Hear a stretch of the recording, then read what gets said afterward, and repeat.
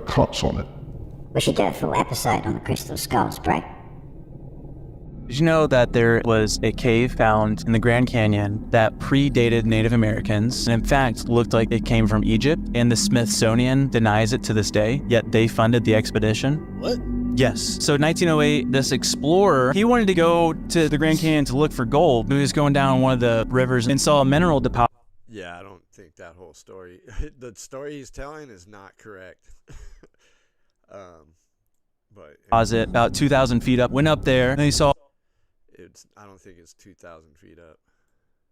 Some bushes or whatever, and he pushed the bushes aside, and it was a staircase that led up to a... In the original Arizona Gazette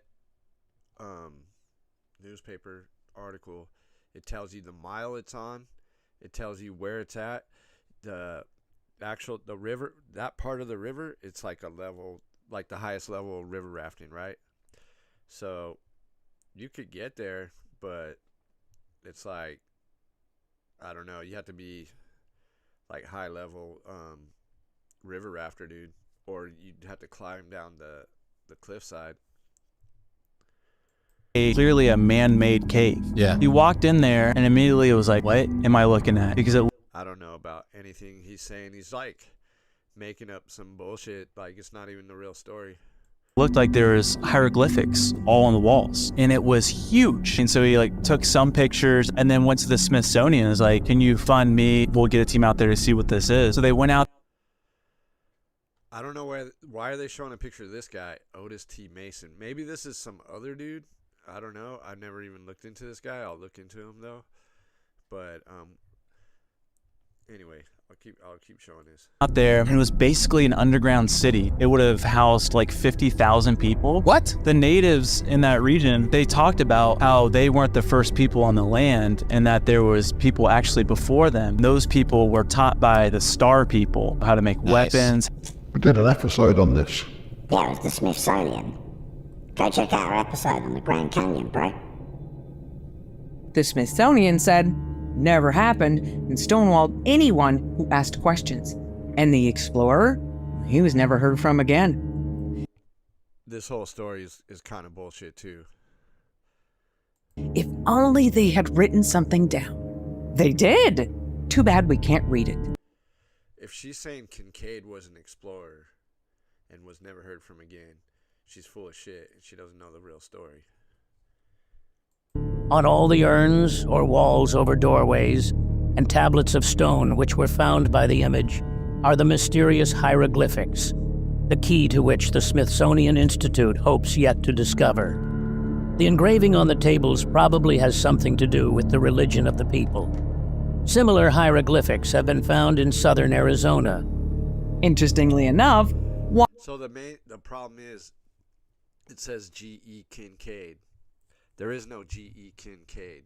So that was either a typo by the Arizona Gazette on purpose or by accident. No, who knows, you know? That was over 100 years ago. But the real guy,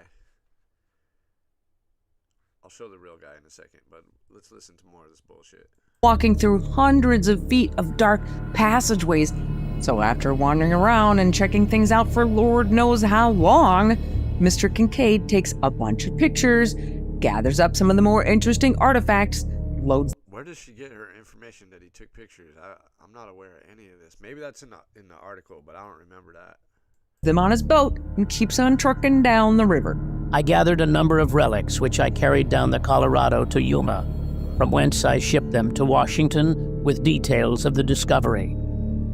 And the people at the Smithsonian in Washington must be mighty impressed by what GE sends them, because they immediately make plans under the direction of Professor S.A. Jordan to send down another... That's another thing that's wrong. S.A. Jordan is wrong. It's David Starr Jordan. It's not S.A. Jordan. 30 or 40 people. So check it out. Not G.E. Kincaid, Trevor Kincaid. He worked for the Smithsonian at one point. You could just search his name and you'll see him connected to the Smithsonian. He for sure worked for the Smithsonian, but not all the time. And then somewhere in here, he worked with David Starr Jordan, Stanford University, and I think he was also connected to the Smithsonian. So that's the real story. Is they got the names wrong in the newspaper article. These are the real scientists. So that's the one of the big things of that whole fucking story. And I made like 2 videos on this already, but like my channel ain't shit, you know. So who even saw those videos? Maybe 50 people. But these fools, they got 102,000 subscribers. They already got 24,000 views in 4 hours. I sent them a little message, but I don't know if they'll read it, because look how many comments they got already. Like 500 fucking comments, you know what I mean? So, but yeah, all the mainstream channels have the information wrong. Even under like so-called truthers or whatever the fuck they call themselves, people that talk about this, like if you look up, most videos have the story all wrong, except for I think the Leak Project had it right, but then he took down all his videos, so I don't know what the fuck happened there. But that's all I wanted. That's all I wanted to show. That's it. I'm fucking over it.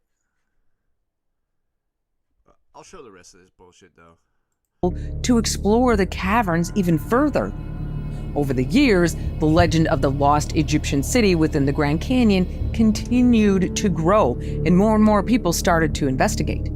Peter Hay of the website sightings.com sent a letter to the Smithsonian asking if they had any records relating to the story. What year did that happen that she's talking about?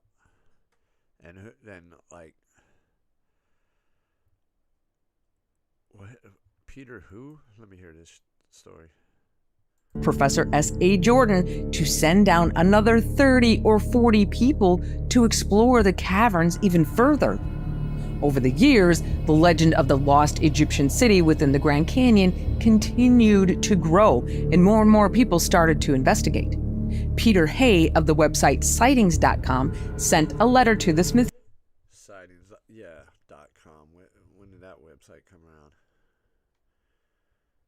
Smithsonian asking if they had any records relating to the story. The response he got back?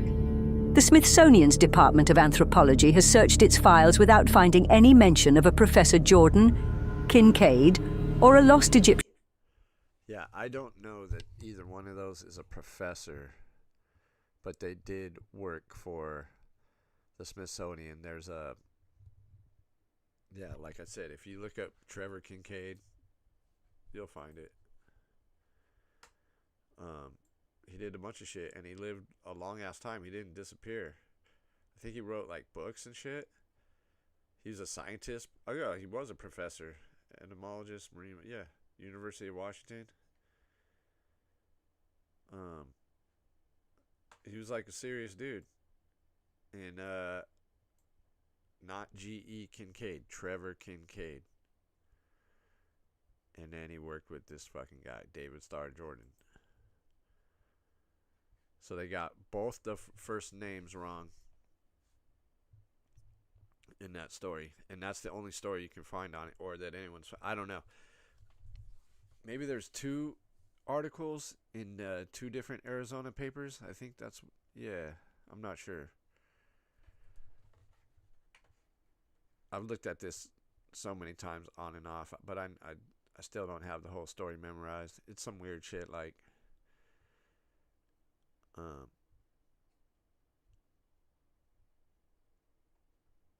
yeah, the Smithsonian, they're always hiding bones, getting bones from and saying they're like Indian bones. And then the Hay Museum had the Indian Museum, and then the Smithsonian later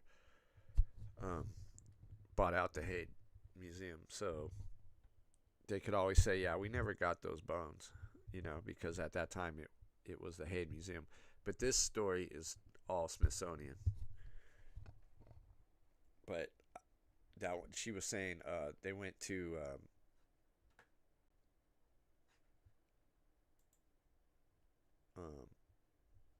look for gold. I don't know about that.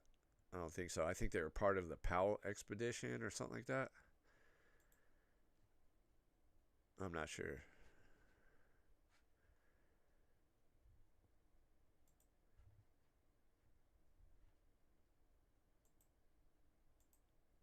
But anyway, that's all I had to say. I'm gonna fucking turn this off later.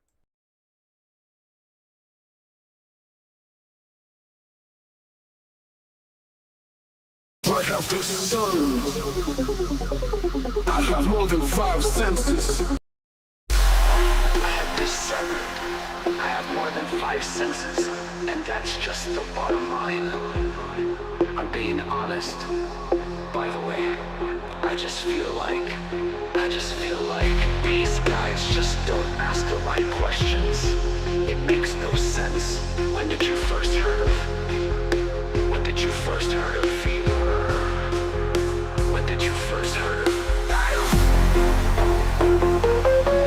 ask the right questions.